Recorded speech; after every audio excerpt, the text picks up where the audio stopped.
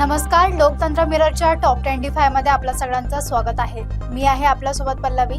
तर चला एक नजर टाकूया आजच्या ठळक बातम्यांवर। एल निनोचा प्रतिकूल परिणाम नाही, 40% क्षेत्र पाण्याच्या प्रतीक्षेत।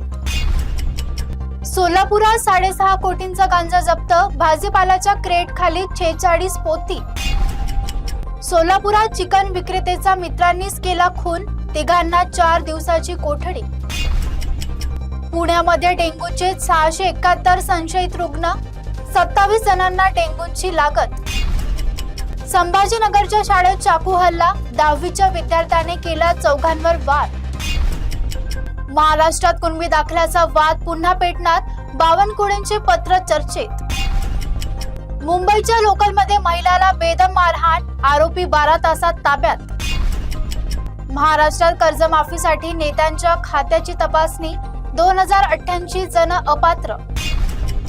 शिंदे मोदींची तासभर चर्चा, राजकीय वर्तुळात तर्क वितर्क। राष्ट्रवादीत किशोर नीतीवरून वाद, तटकरेंचा सवाल।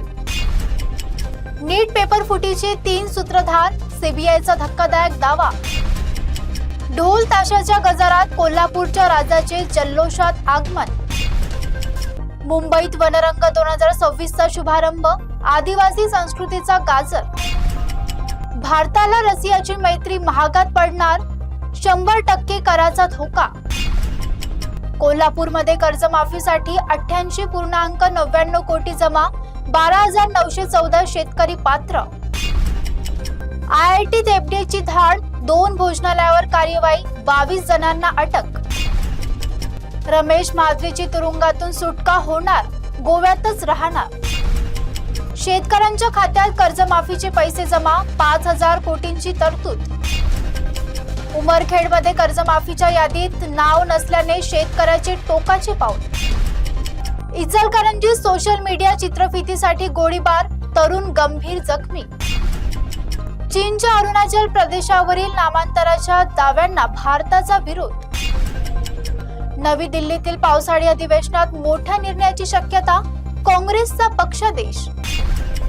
5 दिवसात सोन्याच्या दरात 6,400 रुपयांची वाढ, चांदीही 12,000 महागली। मुंबईत मिसिंग लीकवर अवघड वाहने सुसाट, प्रशासनाच्या भूमिकेवर प्रश्नचिन्ह। महाराष्ट्रात एफडीएची 5 कंपन्यांवर कार्यवाही, 2 कोटींचे खाद्यतेल जप्त। सध्या इतकाच, बघत रहा लोकतंत्र मिरर।